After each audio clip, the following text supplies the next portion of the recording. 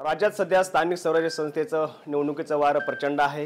हिंगोली जिल्ह्यातील वसमत नगर परिषदेची निवडणूक ही चांगलीच जोरात आलेली आहे आणि ही नगर परिषद चांगलीच चर्चेत आहे, कारण शेवटच्या टप्प्यापर्यंत जे आहे तिथं चांगल्याच नाट्यमय आणि राजकीय घडामोडी घडलेल्या आहेत। आपल्यासोबत राज्याचे माजी सहकार मंत्री जयप्रकाश मुंदडा आहेत। साहेब, तुम्ही 1980 पासून निवडणुकीमध्ये आहात, असा प्रसंग हा कधीपासून आलेला आहे नेमका? पासून नाही मी निवडणुकीमध्ये, पण कार्यरत होतो। मी 90ला पहिली निवडणूक लढवली आणि तेव्हापासून आतापर्यंत असं कधीच घडलं नाही।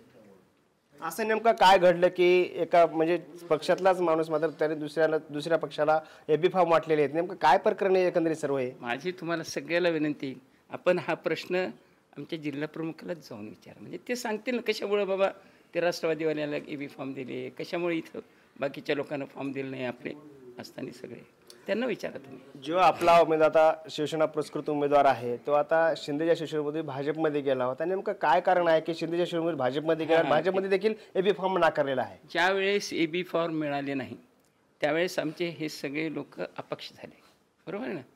म्हणजे पक्षाचं कुठं राहिलं नव्हतं, अपक्ष झाले। मग अशा वेळी BJPने आमच्याशी कॉन्टॅक्ट केला डॉक्टर साहेबाशी आणि म्हणजे बाबा तुम्ही आमच्याकडे या, आम्ही तुम्हाला अध्यक्षपदाचं फॉर्म देऊ आणि अध्यक्षपद देऊ।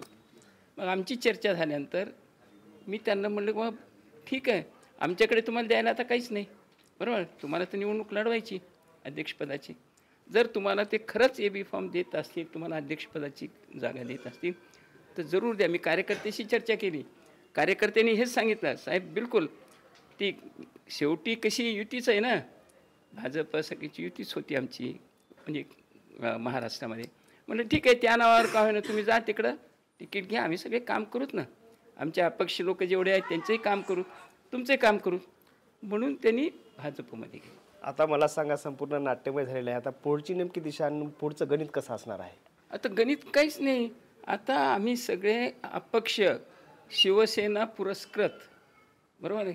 आता खरी शिवसेना म्हणजे शिंदे साहेबांचीच राहिली ना, नाहीतरी शिवसेना पुरस्कृत म्हणून सगळेजण निवडणूक लढवणार आहोत।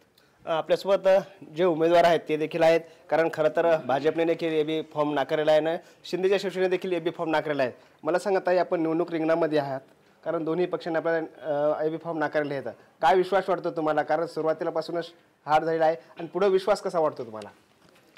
विश्वास असं म्हणता येणार नाही त्यांच्याबद्दल, पण काय सांगणार, निवडणूक तर लढवणार आहे मी, कारण अपक्षाचा फॉर्म मी आधी भरलेलाच होता।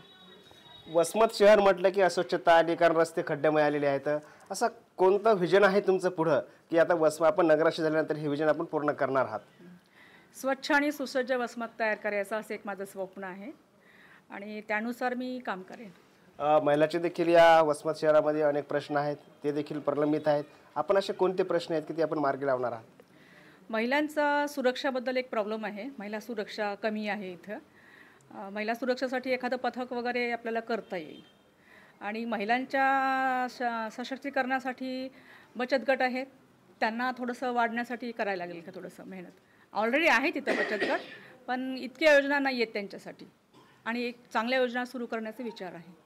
आपल्या पत्नी आता अपक्ष म्हणून निवडणूक रिंगणामध्ये आहेत, काय विश्वास वाटतो तुम्हाला? कसं मतदारापर्यंत जाता तुम्ही? मतदारांना नेमकं असे काय सांगतायत की तुम्हाला त्यांनी मतदान करायला पाहिजे? नक्कीच, आपण जर जो प्रश्न तुम्हाला पडलेला आहे की हे खेळी कोण करते आणि का करते, त्याचं उत्तर एकच आहे की या नगरपालिकेमध्ये डॉक्टर क्यातमवार साहेबांचं जेव्हापासून नाव येते नगराध्यक्षपदासाठी, तर त्यांना नवीन उमेदवार किंवा डॉक्टर क्यातमवार साहेब हे नगरपालिकेत एंट्री करू नये असं सगळ्यांना वाटत आहे।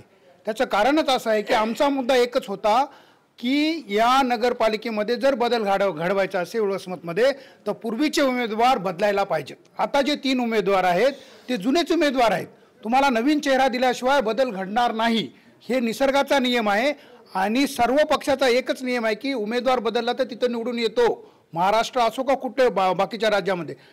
तेच जर उमेदवार दिले तर लोकांना ते पचत नाहीत आणि लोक त्यांना निवडून देत नाहीत, पण यांना डॉक्टर क्यातमवार साहेब तिथं यायलेत ह्याची भीती वाटते का, हेच मला कळत नाही। नेमकं तुमचं व्हिजन काय असणार आहे? कारण डॉक्टर क्यातमवार म्हणलं की सर्वदूर नाव प्रसिद्ध आहे आणि डॉक्टर क्यातमवारचं नेमकं या वसमत शहरासाठी व्हिजन काय असणार आहे पुढं? व्हिजन मी सांगितलं तसं की बाबा रस्ते आणि कचरा आणि नाल्याचं ड्रेनेज सिस्टीमचे चांगलं करणं आहे, त्याचबरोबर नगरपालिकेचा कारभार पारदर्शकता ठेवणार आहे. आज आपण बघितलं साध्या साध्या कागदाला लोक तिथं त्रास देतात, तिथं ॲडमिनिस्ट्रेशन प्रशासन त्रास देतं, सामान्य माणसाने कुठे जावं हा कळत नाही. तर प्रशासनामध्ये पारदर्शकता राहील. जे काही बजेट येईल ते बजेट जनतेसाठी. माझं व्हिजन एकच आहे की जनतेची सेवा करणे, सेवेचा भाव घेऊनच आम्ही तिथं जाणार आहोत. कुठलंही बजेट जरी आलं तरी ते जनतेसमोर ठेवून आम्ही त्याच्यामध्ये पारदर्शकता ठेवणार. नक्कीच. तर आपण बघितलं असेल कारण वसमत नगर परिषदेमध्ये चांगलेच नाट्यमय घडामोडी झालेल्या आहेत. मात्र आमचं व्हिजन एकच आहे की जनतेची सेवा करणं आणि आम्ही सेवा करणार आहोत. आज जनता देखील आम्हाला चांगलाच कौल देणार आहे असा विश्वास जो आहे तर डॉक्टर ख्यातमोरे यांनी व्यक्त केलेला आहे. संतोष भिसे, प्रहारी न्यूज, वसमत, हिंगोली.